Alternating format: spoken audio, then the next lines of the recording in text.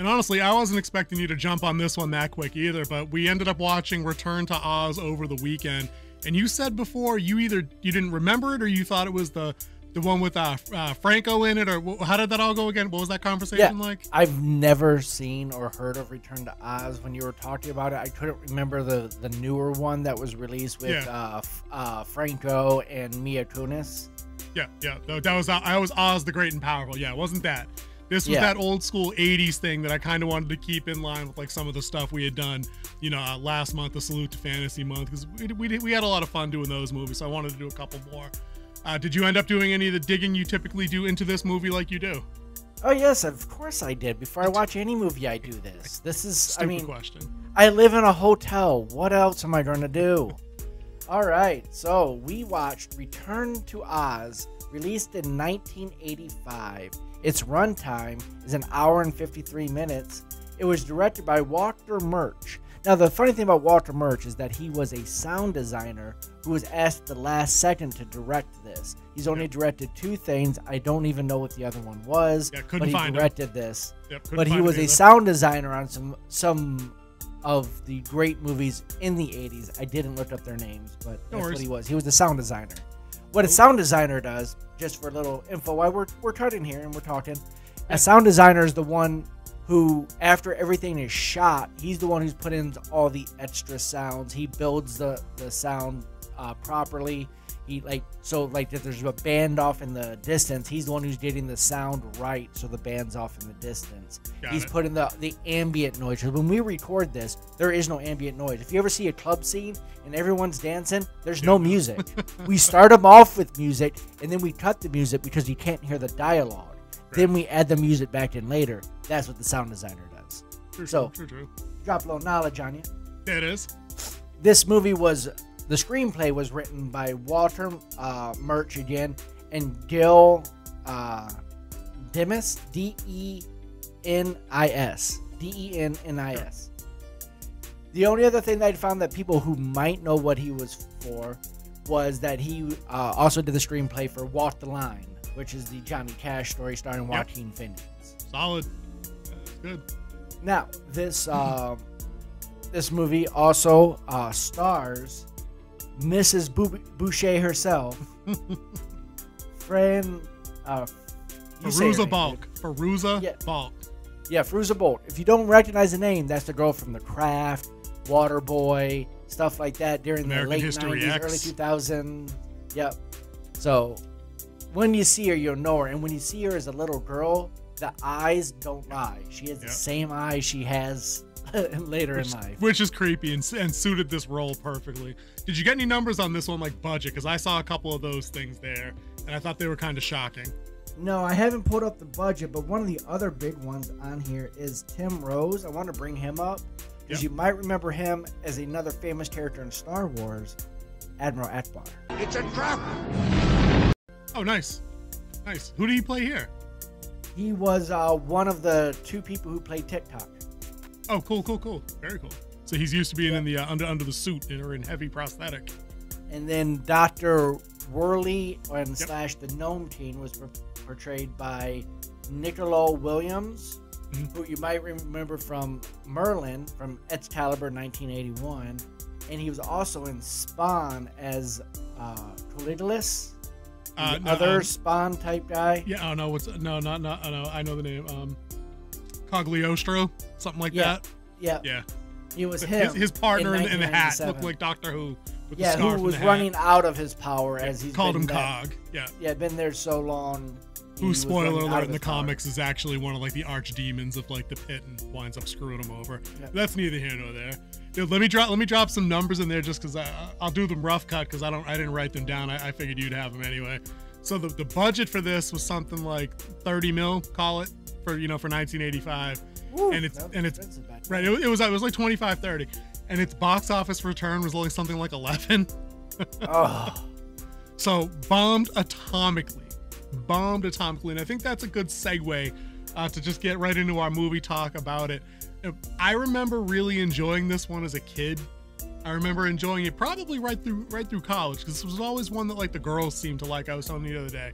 Like the girls in the 2 dorm houses that I lived in, like even if they weren't necessarily into fantasy movies, like they weren't into Willow, they weren't into Dungeons and Dragons stuff. For whatever reason, this was the weirdo one that they all liked. So when I was dipping back into that for the rewatch the other day, just so I could like get that refresher going, I honestly don't see what anybody sees in this. Like, yeah, I guess maybe it was you had to be there to like it in 85 or something, or in like 1990. But like, dude, I don't know. Give me your general impressions of Return to Oz. Just general impressions.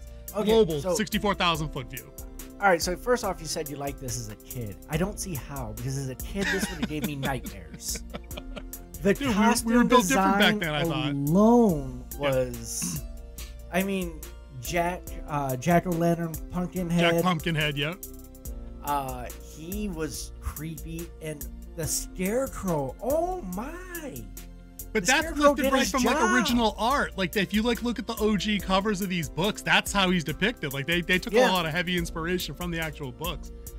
So you found it completely nightmare fuel is the short of it. Yeah, I mean the story itself was a pretty good story. It was basic. It had a lot of build up and payoff, just like the original Wizard of Oz. But I didn't find anything bad with it at all. It was creepy. I mean, you had the witch who had like 30 different heads. Yeah, Mombi. Yeah. Yeah, you had the 2 I've already talked to. You had the tied together moose that was called Grump. Gump, yeah. Yeah, it was made of all different types of pieces. Yep. And then you had a rock guy who wanted to become human and then failed, so he just blew everything up. Dude, it was that's pretty much that's a pretty good assessment of it. I guess the screenplay was adapted from books 2 and 3 in the series, and that's something I didn't know growing up. I did not know that. Yeah, it was adapted from I wrote the same thing. Books 2 and 3 of the story. Yeah. One of them is called The Miraculous. Oh, okay. The Miraculous World of Oz. Okay. And the second book was, or the third book was. It was books 2 and 3. Ozma of Oz. Yep. Yeah, Ozma of Oz. Who's the queen? Right. Yep. So it was an adaptation of the 2 of those books, which are books 2 and 3 of a 14-book series written by L. Frank Baum. Yep. Even though there's like 35 books written after he died. Yeah. There's a lot going on. There's a lot of good world building in that. I've read a good few of those as a kid. One of them that comes later in the set that definitely has the Gnome King in it as a primary villain, making a second attempt at a takeover is one that I particularly like. But for me, when I read that it was an adaptation of the 2 books, I think it kind of cemented my lower than I was expecting opinion of the movie, because I think it was one of those things where they must have just got like bullet point copies of those 2 books and then just pulled out some ideas and threw them in there. I'll say this though, when you talk about setup and payoff, through about the first 10 minutes of this movie, I was like redigging it on a film level again. Lots of good setup. It is, I mean, from across the board. Dorothy talking to the chicken in the real world about, you need to lay the egg or else you're going to get fried up for dinner. And then, of course, that comes back at the end, as the chicken then lays the egg, defeats the Gnome King, because it's poison to them. Lots of good stuff with the dual imaging things with the Dr. Worley is also the Gnome King. Mombi is actually the head nurse at the asylum that they take Dorothy to get the electroshock treatments. That's not dark for a Wizard of Oz movie, boys and girls. Because she's having some sleep shit. Dude, do you remember that PC series, a game called Alice from back in the day? Yeah. It's that. Where this movie is that. Nightmare Alice. Like, dude, this is basically the movie that must have inspired that series of games in the early 90s. Because this is dark as hell, like you were saying. It's weird. Oh, it was... they left the farm. They'll get her electrical shot. They try to make it like her feel like comfortable with it by making it look like a person. The electroshock machine, which became TikTok. Yep. I mean, if you look at Wizard of Oz, the movie, all the people who were like the Cowardly Lion, the Tin Man, and the Scarecrow were all the farm hands from Kansas. And you were there. You were there, right? And it's the same type of. So you don't really know if it's her imagination or did she really go to a secondary land, which they answer that in the end of this movie, where it's a secondary magical land. Because even the girl who went on to be like the princess was the girl who saved her when she was in the asylum from the lightning strike. So that's an interesting point about the real world and the not real world. In the movie, the 1939 classic everybody likes, we had that, and you were there in the dream, and you were there, and you were there. That's not part of the original novel at all. In the original book, it was very much established that there was no ambiguity at all, and that she did go and she did come back. So the ending was a little bit different. So I think they borrowed some shades of that concept with this movie, where they had it out there as ambiguous. Is she crazy? We're going to have her psychiatrically screened. She might really be. But the first time they show you the little girl in the reflection in the mirror before she actually breaks Dorothy out, you're like, okay, there's magic going to happen here for real. Yeah, and I mean, that way it ties in the audience to like the same type of experience, because you're going to have that set fan who never read the books, who only watched the movie. And there with who played Dorothy in the original one? Judy Garland. Judy Garland, that's right, yeah. 100% Judy Garland, yeah, for sure.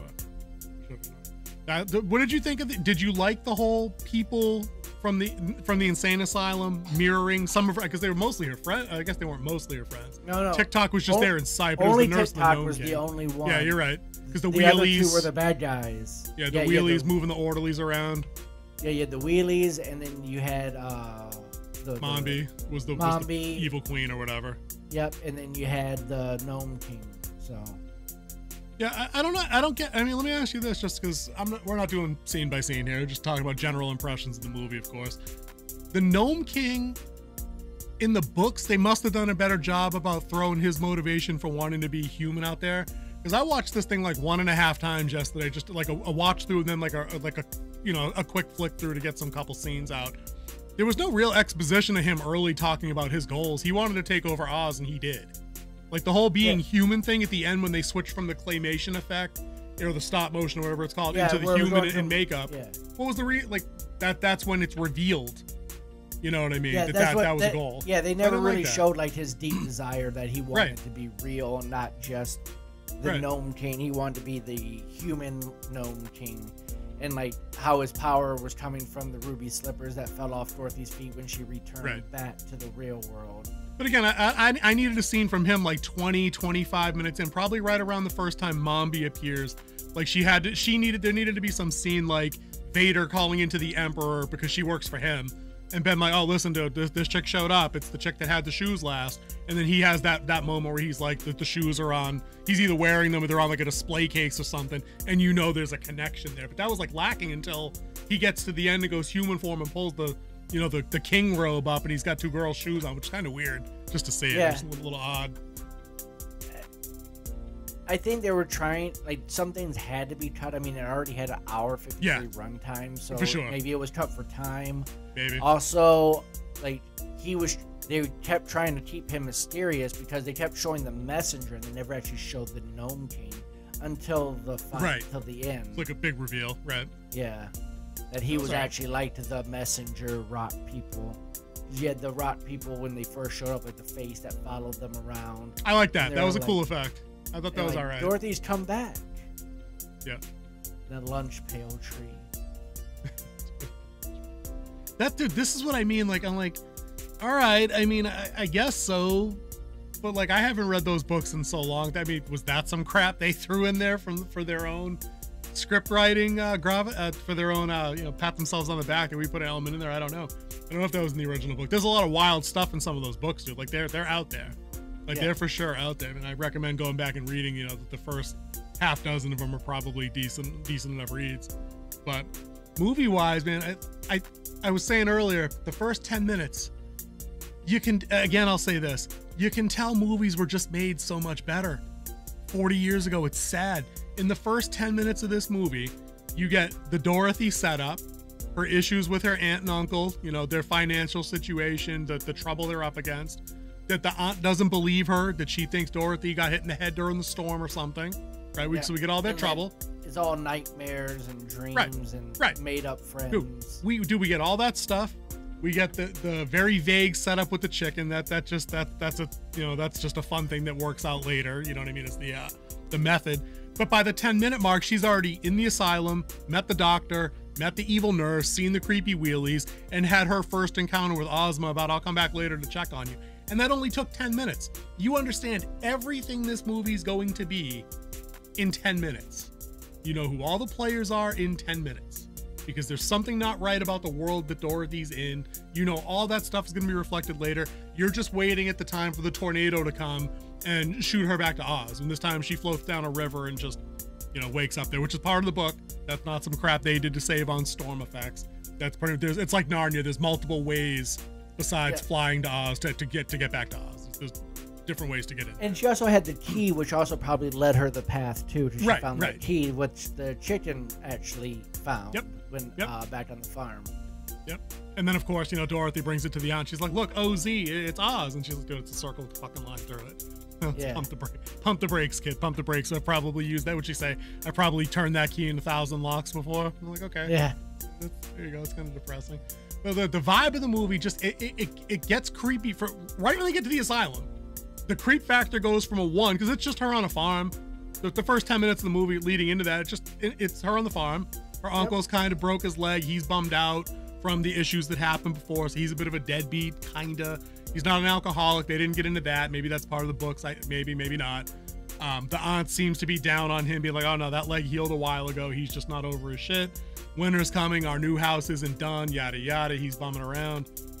So the aunt's bearing all the stress and whatnot. So it's all very believable and grounded in a reality thing that you could understand, you know.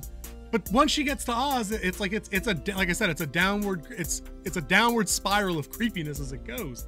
People are turned to stone. The yellow brick road's a shithole. It's been destroyed. The Emerald City is all jacked up because the Gnome King took it over with the ruby slippers.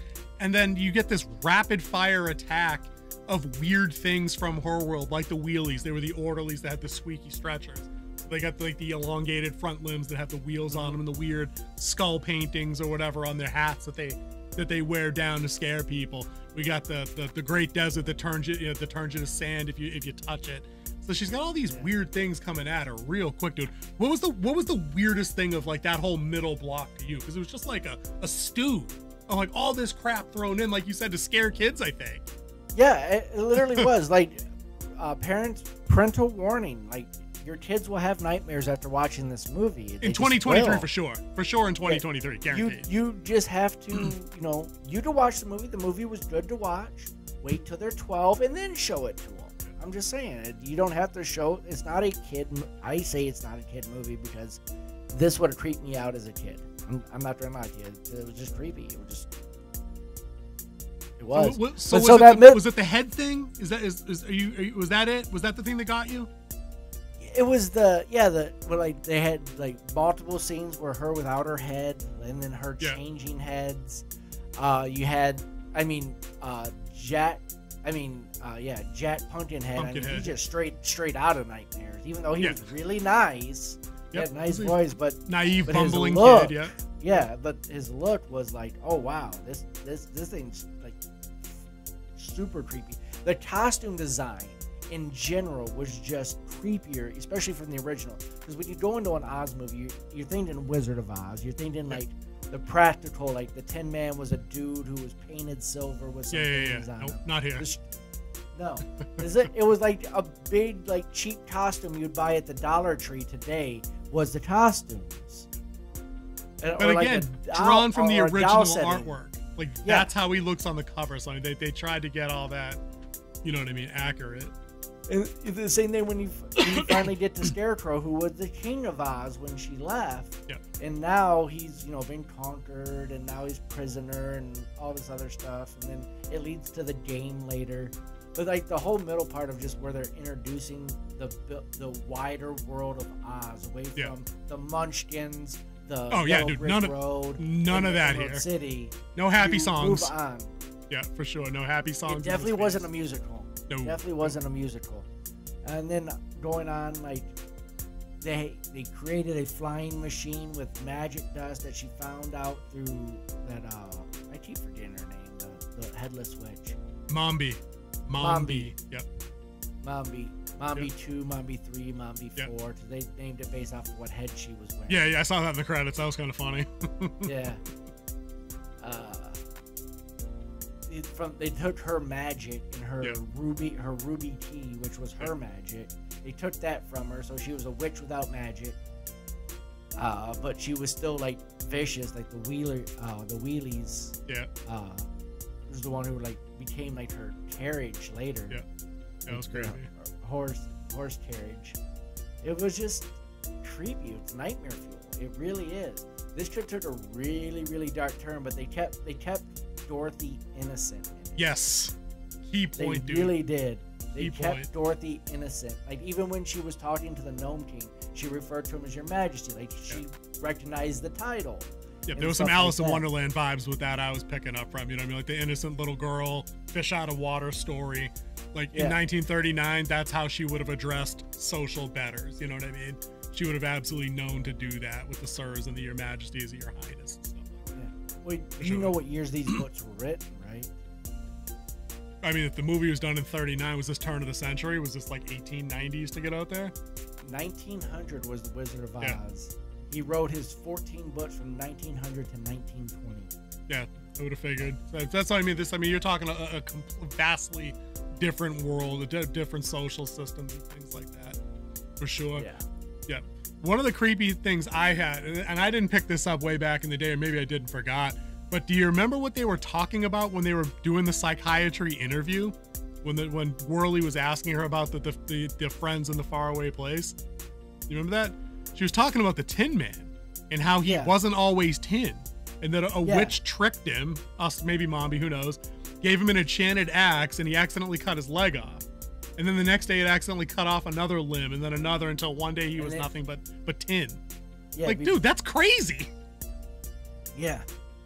Like, that's creep show shit. That's a Stephen King short story waiting to happen, man. Like, that's like monkey's paw and like crack. That's nuts. And that's what you said monkey. That's what reminded me of the Wheelies is the flying monkeys from Wizard of Oz. They're minions. That's pretty much what they were. For sure. Yo, let me ask you this. The biggest dislike for me, it wasn't as much fun for me on a rewatch. This was your first watch, so you're taking it at a different level. You know, maybe like if we do get around to doing Lady Hawk, maybe that's how it'll be for me. Like, I know you really like that one, but I don't remember having seen that. Maybe it holds up for you, maybe it doesn't, but I'd have like a complete vanilla fresh take on it. For me here, just watching this on a film level where we critique aspects of different story, the only part I super didn't like was how the Gnome King was defeated. Dorothy had no say in that situation.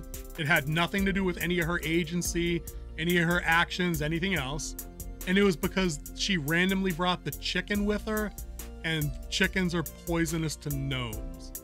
So even not chickens, but the chicken eggs specifically, right? So outside of that earlier scene we were talking about that might have been cut, where they explain, you know, his motivations. I mean, they give you a little bit where the scout says, "Oh, Dorothy's here. She brought a chicken," and then the Gnome King's response is "chicken," and you get the scared reaction from the underling. But so I just thought it was kind of dumb. I don't know. It didn't work for me now. That was one of the things I was wondering about watching. It was like every time they were like, bring up the chicken. It's like, get the chicken. I'm like, what is the thing about the chicken? Like, it was the chicken a tactical nuke? Like, I don't understand what exactly was going on with that chicken. Apparently it was just that he doesn't like them free range and organic or something. I don't know. But it just didn't work for me, because like she happened to shit out an egg, and he was trying to eat Jack Pumpkinhead, and the chicken was in his head. I don't remember when the chicken got in there. One thing led to another. The egg drops in the Gnome King's mouth, and he turns to stone permanently, like with the cool skull face claymation thing, which is kind of dope. I like it. It reminded me a little bit of John Malkovich in Red, when he's like, "I did a pig." He's like, "I can't say this again. I did a pig." Yeah. And everyone's like, "What?" And he's carrying a pig with him, but it turns out it has a grenade launcher in it. So I did a chicken. Dude, I needed that. I needed for him to be afraid of a chicken, but then like Dorothy whips out like a double barrel and like clicks it closed, and then just gives them both of them. Like, I don't know. I needed something else.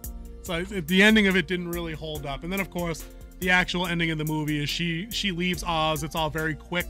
She doesn't get to say the full goodbye to everybody. She says rapid fire goodbyes to her friends, and she washes back up in a dirty river. And of course, Uncle Henry's the one that finds her. Apparently the leg's not broken. He's storming through the swamps. He gets her. Everybody laughs. We go home. It's Dorothy. It's Dorothy. Like, who? Like, Henry, you've been drinking. Who the fuck else is this going to be? How many little girls do we lose around here in the storm? I don't know. Wasn't even... So let's talk about like the after ending, right?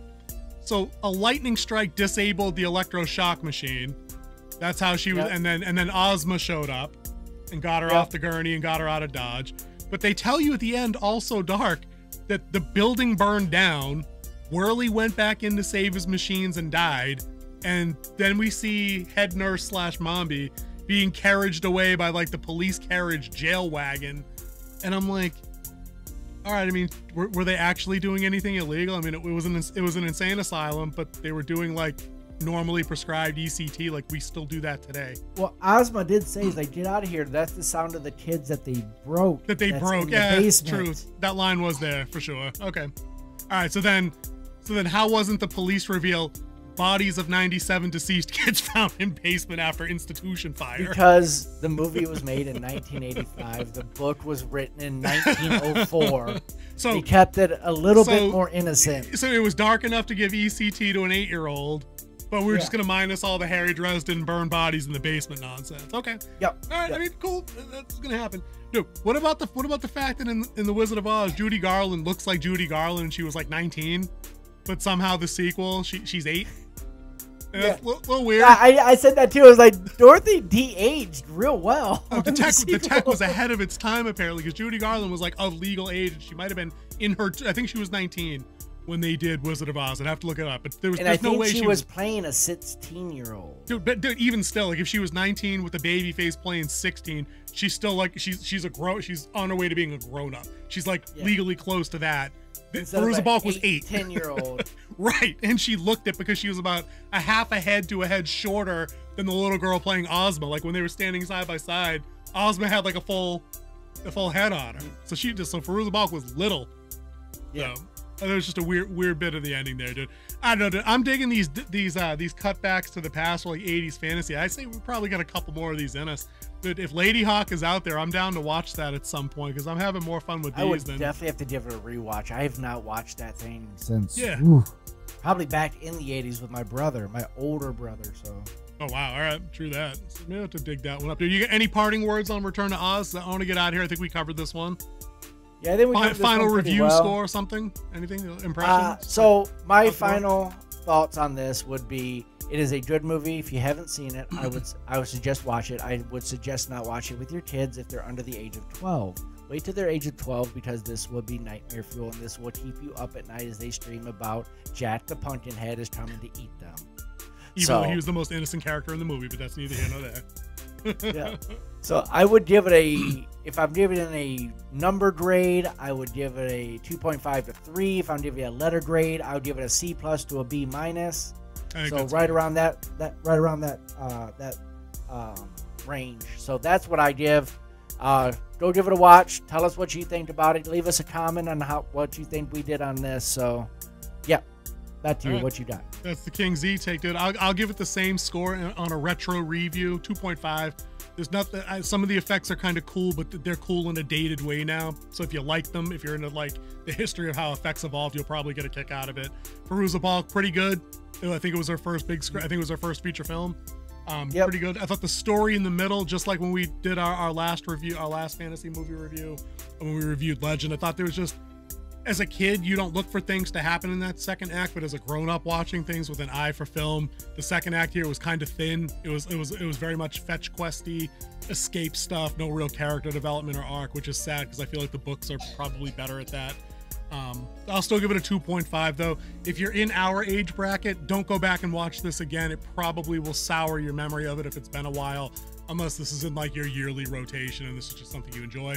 But I absolutely concur with King Z on this one. We're built of stonier stuff back then in those decades, the 80s and 90s.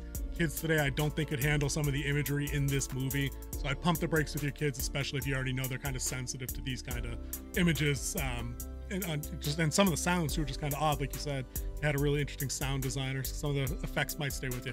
But that's gonna do it for us, guys. I'll do the outro today, King Z, if you don't mind. And I'll just say we appreciate you guys stopping by for another retro fantasy watch. King Z is saying go Ions because he's on a different monitor. Oh, it's the Lions. That's what it was. Not Ions. I thought they were playing the Isotopes out there in Springfield. But that's going to do it for us, guys. We're going to see you guys in the next one. Peace.